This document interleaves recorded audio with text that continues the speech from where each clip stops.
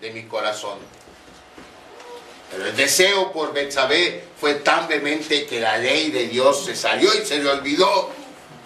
Se le olvidó que la ley dice: no codiciarás la mujer de tu prójimo. Siempre, hermanos, que demos cabida a la codicia en nuestro corazón, no solamente nuestra relación con Dios se va a ver afectada, se va a ver afectada nuestra relación con nuestro prójimo. ¿Cómo nos afecta hacia adentro en relación a nuestro corazón? Al final de cuentas, los más dañados en cuanto a este pecado, al igual que como con cualquier otro pecado, somos nosotros mismos. Porque las consecuencias de dañar nuestra relación con Dios y nuestra relación con el prójimo, ¿quién la sufre? Nosotros. El problema con la codicia es que es un pecado invisible. Fíjense. La mayoría de los otros pecados son fáciles de detectar.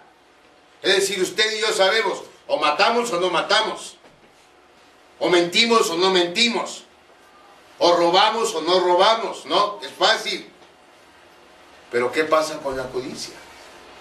¿Quién está dispuesto a aceptar que codició a algo o a alguien? Es difícil. Y como es así de sutil, se nos pasa por alto. A veces hasta que ya es demasiado tarde.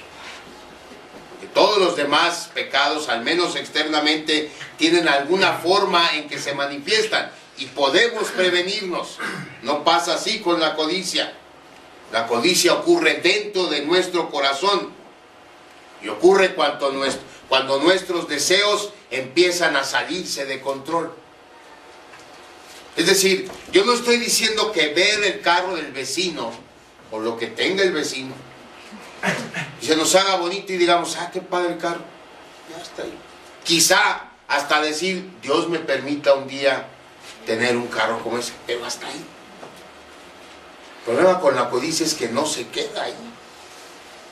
Empezamos a fijarnos, nuestra mente empieza a fijarse en eso. Y entonces empezamos a argumentar: ¿por qué él sí, yo no? ¿Qué tiene él que no tenga yo? Y entonces la codicia empieza a anidarse en nuestro corazón. Esa es la parte peligrosa de la codicia. Como no es visible, tenemos a no tomarla en serio.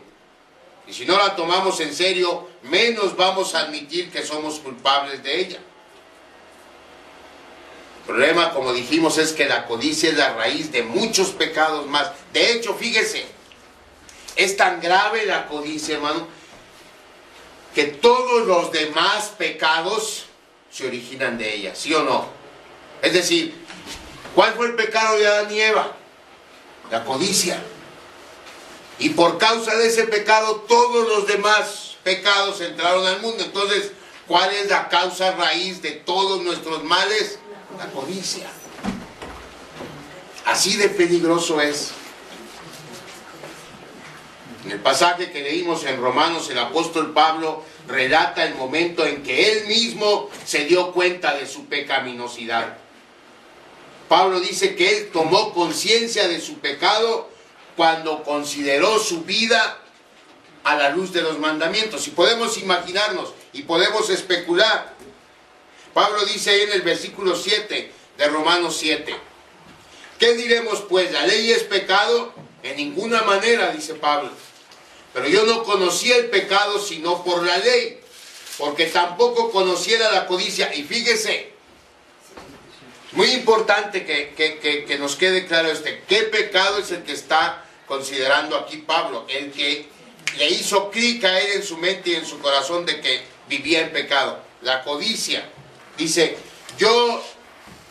porque tampoco conociera la codicia si la ley no dijera, no codiciarás, mas el pecado, tomando ocasión por el mandamiento, produjo en mí, ¿qué?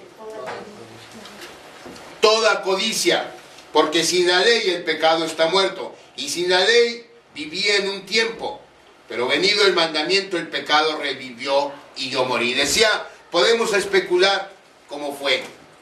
Podemos imaginarnos a Pablo leyendo los 10 mandamientos y haciendo un checklist de su vida. ¿Sí? Y Pablo diciendo, a ver, no tendrás dioses ajenos delante de mí, ok. No te harás imagen, ok. No jurarás el nombre, fácil. Guardarás el día de reposo, fácil. Honra a tu padre y a tu madre, ok. No hurtarás, ok. Todos así, uno tras otro, hasta que llegó al 10º. No codiciarás.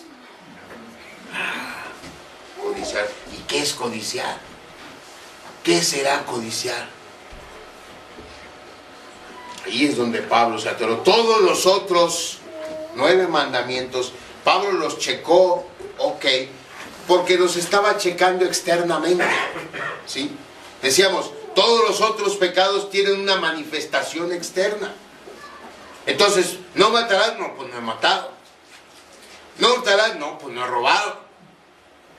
El problema con la codicia es que no tiene una manifestación externa. No se puede checar superficialmente. Porque la codicia es un pecado que se da directamente en nuestro corazón. Y entonces Pablo se da cuenta de eso. Entonces comprende que en realidad es un hombre pecador y que ha codiciado muchas cosas. Haga de cuenta que Pablo no es que no hubiera codiciado antes, pero ahí, cuando leyó no codiciarás, se dio cuenta de todas las veces que había codiciado y que para él estaban bien. Bueno, a mí me gusta la túnica de ese hombre y la quiero tener y si yo pudiera la tuviera. Pues, ¿qué hay de malo? Como quiera no se la voy a quitar. Pero el pecado ya está en el corazón. Y si no controlamos la codicia nos va llevando a cada vez pecados más grandes. Es progresiva, vamos. El mandamiento de no robar, por ejemplo, despertó en Pablo el deseo de robar. Porque hagan de cuenta que donde dice no, Pablo dijo sí. Pablo leyó, no lo hagas, y entendió, hazlo. Porque así somos todos, hermanos, ¿sí o no? Dígame nada más, cuando llegamos a un lugar y tiene un letrero que dice, pintura fresca, no tocar. ¿Qué es lo primero que queremos hacer? Casi es irresistible el deseo de ir y tocar, porque así somos. Nuestra naturaleza nos hace codiciar. Hay un truco de psicología inversa que se usa con los niños. A un niño usted le dice, a ver niños, vamos a hacer un experimento. Piensen en lo que sea, menos en un elefante rosa. ¿En qué piensan los niños? Un elefante rosa. Todos invariablemente piensan en un elefante rosa. Cuando se nos dice no, se despierta en nosotros el deseo de sí. Cuando se nos dice no lo puedes tener, nace en nosotros el deseo de tener aquello que está prohibido. Pablo entendió que la codicia empieza en nuestro corazón y termina por destruir nuestro corazón. Y como del corazón, dice la Biblia, emana ¿qué? La vida. Entonces, a final de cuentas, lo que la codicia destruye es nuestra vida. Fíjese lo peligroso que es. ¿Recuerdan la parábola del rico insensato? Había un rico, dice la Biblia, que tenía bodegas y le había ido muy bien en su cosecha. Y él dice, este año me fue muy bien, ¿qué voy a hacer? Ya sé, voy a tumbar bodegas y voy a hacer más grandes las bodegas para que entren más granos. Pudiéramos pensar, ¿qué hay de malo en eso? No hay nada de malo. El problema es la actitud del rico. Él dice, fíjese, Lucas 12, versículo 18.